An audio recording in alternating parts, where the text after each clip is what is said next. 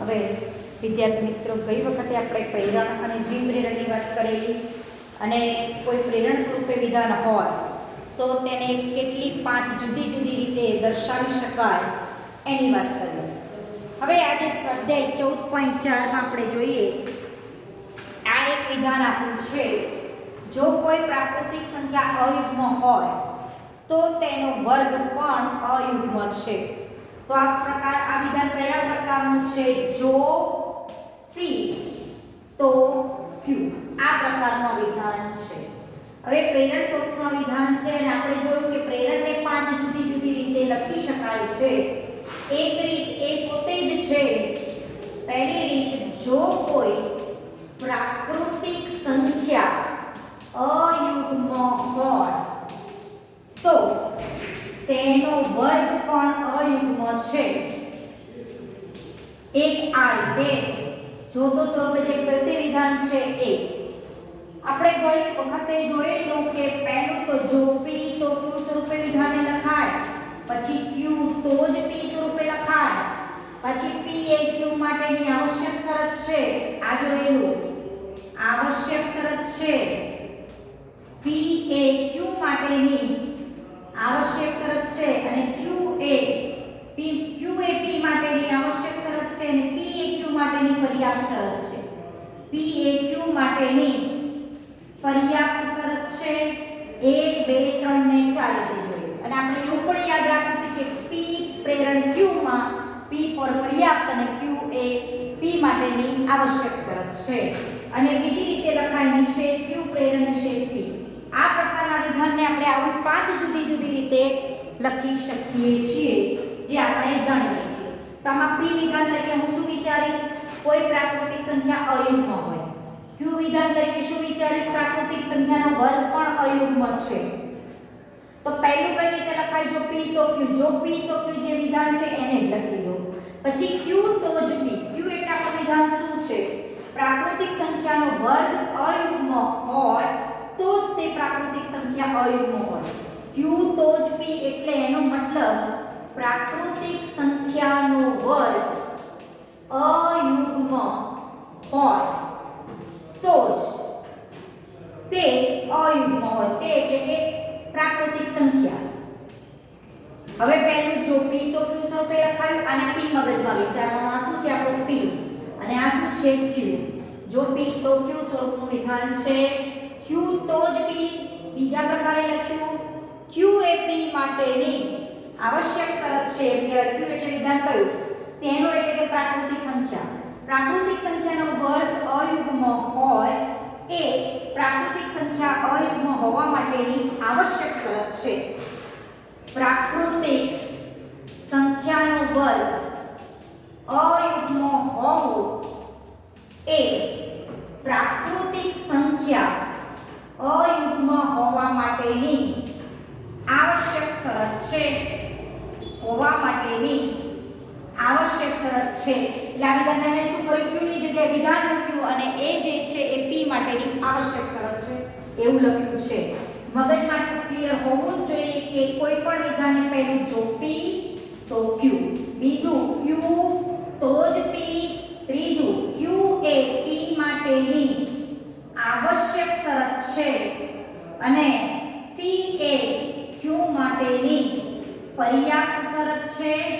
અને પાંચમી રીતે લખાય નિષેધ q પ્રેરણ નિષેધ p. એટલે જો નિષેધ q તો નિષેધ p. એટલે પ્રેરણને તમે આ 5 જુદી જુદી રીતે લખી શકો છો. એમાં આપણે 3 રીતો લખી.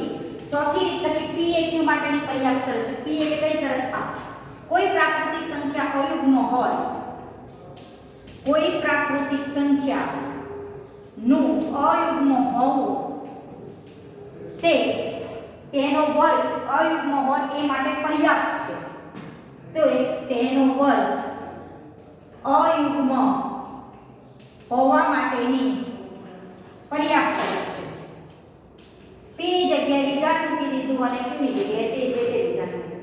પછી પાંચમી રીત, આને શું વંચાય? જો નિષેધ q તો નિષેધ p. એટલે જો પ્રાકૃતિક સંખ્યાનો વર્ગ અયુગ્મ ન હોય, જો પ્રાકૃતિક સંખ્યાનો વર્ગ અયુગ્મ ન હોય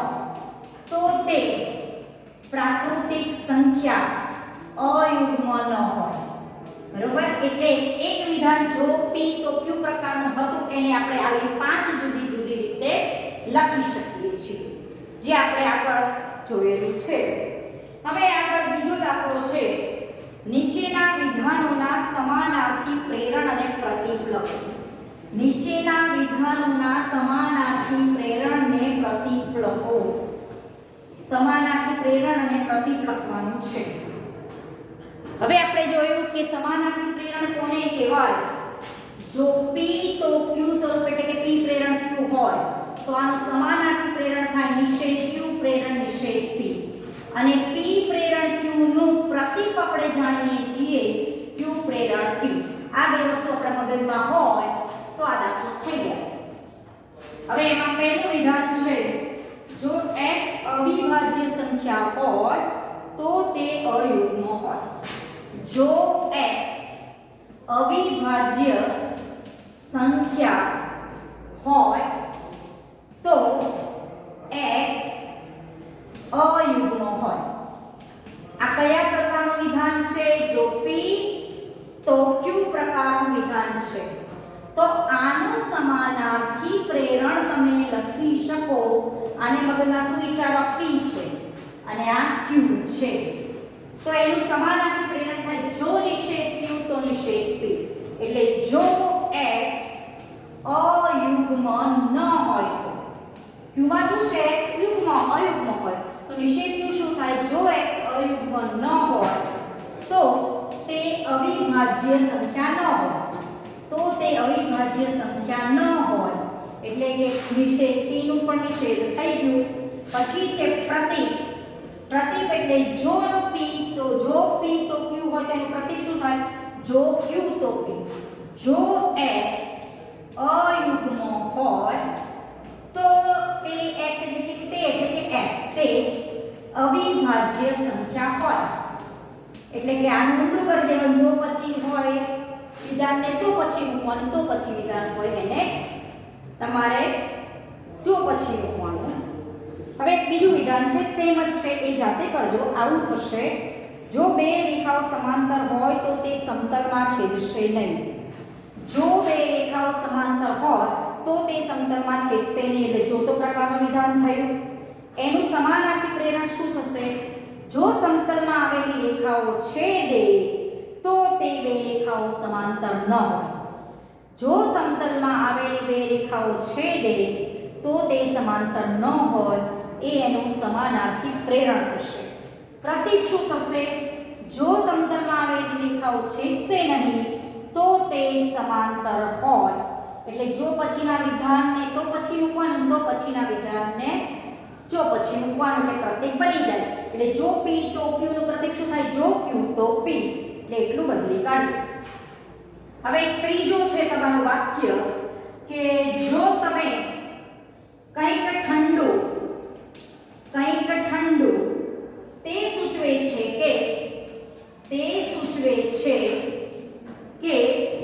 તેનું તાપમાન નીચું છે. તો પહેલા તો આ વિધાનને જો તો સ્વરૂપે લખીએ અને એવી રીતે વિચારવાનું. હવે આ વિધાન કેવું છે? કંઈક ઠંડુ તે સૂચવે છે કે તેનું તાપમાન નીચું છે.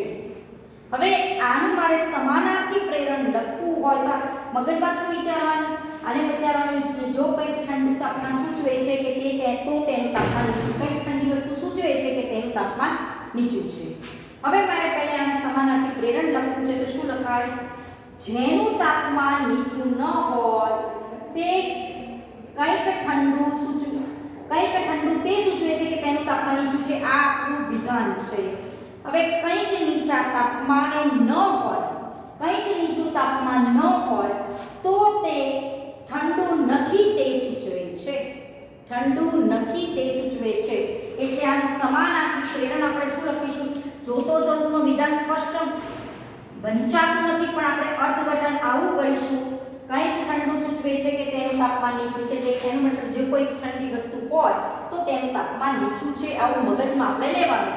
અને એનું આપણે સમાનાર્થી પ્રેરણ લખીએ કંઈક નીચા તાપમાને નીચા તાપમાને આ પહેલા આવી જશે ન હોય તો તે ઠંડુ ન હોય, તો તે ઠંડુ ન હોય, તો તે ઠંડુ છે એની જગ્યાએ ઠંડુ ન હોય, કંઈક તાપમાન નીચું ન હોય તો તે ઠંડુ ન હોય.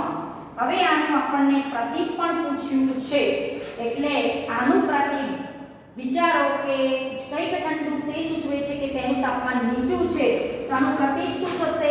જો કોઈ નીચા તાપમાને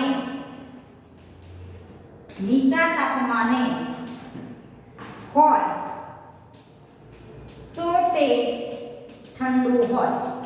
પહેલા શું છે? ઠંડુ હોય તો તે નીચા તાપમાને હોય, એનો મતલબ જો કોઈ નીચા તાપમાને હોય તો તે ઠંડુ હોય, એ આનું પ્રતીક થશે. પછીનું વિધાન છે, જો તમે ભૂમિતિ સમજી શકો નહીં તો તમે તાર્કિકી સાબિત આપવાનું જાણતા ન હો. જો પી તો ક્યુ પ્રકારનું થયું, તો આનું સમાનાર્થી પ્રેરણ શું થશે? જો તમે તાર્કિકી સાબિતી આપવાનું જાણતા હો તો તમે ભૂમિતિ સમજી શકો, આ એનું સમાનાર્થી પ્રેરણ થયું. પ્રતીક શું થશે? જો તાર્કિકી સાબિતી આપવાનું જાણતા ન હો તો તમે ભૂમિતિ સમજી શકો નહીં, એ તમારું પ્રતીક થશે. જો પી તો ક્યુ પ્રતીક આ યાદ રાખવાનું, જો પી તો ક્યુ સ્વરૂપનું વિધાન હોય તો એનું સમાનાર્થી પ્રેરણ શું થાય? જો નિષેધ ક્યુ તો નિષેધ પી, એનું પ્રતીક શું થાય? ક્યુ પ્રેરણ પી. હવે પાંચમું છે, x એ અયુગ્મ સંખ્યા છે તે સૂચવે છે કે x એ 4 થી વિભાજ્ય છે. શું આપ્યું છે? x એ યુગ્મ સંખ્યા હોય તો તે x એ 4 થી વિભાજ્ય છે એવું મગજમાં લો, જોતો સ્વરૂપે ગોઠવી દો. તો આનું સમાનાર્થી પ્રેરણ શું થશે? જો x એ 4 થી વિભાજ્ય ન હોય તો તે યુગ્મ સંખ્યા ન હોય, એ એનું સમાનાર્થી પ્રેરણ થશે. ફરીથી એક વખત વિધાન શું છે તમારું આપેલું? x એ યુગ્મ સંખ્યા હોય તો તે સૂચવે છે કે x એ 4 થી વિભાજ્ય છે. આનો મતલબ શું થયો? જો x એ યુગ્મ સંખ્યા હોય તો તે x 4 થી વિભાજ્ય છે, આવું અર્થઘટન કરવાનું જોતો સ્વરૂપમાં. જો p તો p તો એનું નિષેધ શું થશે? જો x એ 4 થી વિભાજ્ય ન હોય તો તે સંખ્યા યુગ્મ સંખ્યા ન હોય. પછી એનું પ્રતીક શું થશે? જો x એ 4 થી વિભાજ્ય હોય તો તે x એ યુગ્મ સંખ્યા છે એવું સૂચવશે. પછી ત્રીજો દાખલો છે, જોતો સ્વરૂપમાં તમારે લખવાના છે. એટલે પહેલું વિધાન છે, તમને નોકરી મળી એ સૂચવે છે કે તમારા પ્રમાણપત્રો સારા છે. એનો મતલબ થયો કે જો તમને નોકરી મળે તો તમારા પ્રમાણપત્રો સારા હોય, એનું શું થશે? જોતો સ્વરૂપનું વિધાન થશે. પછી 1 મહિના માટે હૂંફવાળા રહે તો કેળાના ઝાડ ખીલે છે. જો 1 મહિનો હૂંફ મળે તો કેળાના ઝાડ ખીલે છે. બરોબર. પછી ચતુષ્કોણના વિકર્ણો પરસ્પર દુભાગે તો તે સમાંતર બાજુ ચતુષ્કોણ છે. તો જોતો સ્વરૂપમાં લખવું શું લખાય? જો ચતુષ્કોણના વિકર્ણો પરસ્પર દુભાગે તો તે સમાંતર બાજુ ચતુષ્કોણ છે. વર્ગમાં A+ મેળવવા માટે તમારે પુસ્તકના બધા જ સ્વાધ્યાય કરવા જરૂરી છે. અને જોતોમાં પહેરો, જો વર્ગમાં તમારે A+ મેળવવો હોય તો તમારે બધા પુસ્તકોના સ્વાધ્યાય કરવા, પુસ્તકના બધા જ સ્વાધ્યાય કરવા જરૂરી છે. બરોબર. એટલે જોતો સ્વરૂપમાં વિધાનને આપણને લખતા આવડશે, હું બોલી એ પ્રમાણે લખજો. પછી દાખલા નંબર 4 છે. 4માં તમને 2 દાખલા આપ્યા છે. હવે a અને b વિધાનની નીચે આપ્યું છે. એક સમાનાર્થી વિધાનનું પ્રેરણ છે અને બીજું એક પ્રતીક છે. પહેલું વિધાન વાંચો ચોપડીમાં. પ્રશ્ન 4 નો પહેલો a, જો તમે દિલ્હીમાં રહેતા હોય તો તમારી પાસે શિયાળુ કપડાં છે. હવે એની નીચે એક વિધાન આપ્યું, જો તમારી પાસે શિયાળુ કપડાં ન હોય તો તમે દિલ્હીમાં રહેતા નથી, એ એનું સમાનાર્થી પ્રેરણ છે. જો p તો q સ્વરૂપે વિચારો તો એનું સમાનાર્થી પ્રેરણ જો નિષેધ q તો નિષેધ p થાય. એટલે પહેલું છે સમાનાર્થી પ્રેરણ છે. અને બીજું છે, જો તમારી પાસે શિયાળુ કપડાં હોય તો તમે દિલ્હીમાં રહો છો, એનું પ્રતીક છે. પછી બીજું વિધાન છે, જો ચતુષ્કોણ સમાંતર બાજુ ચતુષ્કોણ હોય તો તેના વિકર્ણો પરસ્પર દુભાગે છે. આ આપણું જોતો સ્વરૂપનું વિધાન છે. તેનું સમાનાર્થી પ્રેરણ શું થાય? જો તેના વિકર્ણો પરસ્પર, ચતુષ્કોણના વિકર્ણો પરસ્પર દુભાગે ન દુભાગે તો તે ચતુષ્કોણ સપાચર ન હોય. એ પહેલું જ જે લખ્યું છે એ એનું સમાનાર્થી પ્રેરણ કહેવાય. અને બીજું વિધાન લખ્યું છે, જો ચતુષ્કોણના વિકર્ણો પરસ્પર દુભાગે તો તે સમાંતર બાજુ ચતુષ્કોણ છે. એનો મતલબ એનું જે બીજું વિધાન લખ્યું છે એ એનું પ્રતીક છે. વિકર્ણો પરસ્પર દુભાગે તો ચતુષ્કોણ સબાચર હોય એ એનું પ્રતીક છે કે પહેલું વિધાન છે એ સમાનાર્થી પ્રેરણ છે અને બીજું વિધાન છે એ એનું પ્રતીક છે. અત્યાર સુધી તમે નાના ધોરણમાં એવું પ્રમેયમાં હોય કે જો પછીના વિધાનને પક્ષમાં લો છો તો પછીના વિધાનને તમે સાધ્યમાં લઈને સાબિત કરો છો અને તમે એ રીતે પણ સાબિતી આપતા હો છો. હવે કોઈ વિધાન હોય તો એને તમે અલગ અલગ રીતે સાબિત કરી શકો છો. એક અનિષ્ટ પદ્ધતિની રીત છે, પછી એક સમાનાર્થી પ્રેરણની રીતે પણ વિધાનને સાબિત કરી શકાય છે. આવી જુદી જુદી રીતે તમે કોઈ વિધાનને સાબિત કરી શકો છો એની વાત આપણે આગળ કરવાની છે અને એ આપણે આવતા લેક્ચરમાં કરીશું. એટલે આ જે સ્વાધ્યાય 14.4 છે એ તમે આ રીતે કરી લેવાનું, કારણ કે એમાં પ્રેરણ આધારિત જ પ્રશ્નો છે. એક સમાનાર્થી પ્રેરણ છે, પ્રેરણનું પ્રતીક કઈ રીતે લખાય એની જ ખાલી વાત છે. બરોબર, એ તમે આટલી સુધી આપણે રાખીએ છીએ. આવતા વખતે કોઈ વિધાન આપ્યું હોય તો એને જે પ્રમાણે પૂછ્યું હોય કે આ વિધાનને આ રીતે સાબિત કરો તો એ કઈ રીતે સાબિત કરાય એ આપણે આગળ જોઈશું.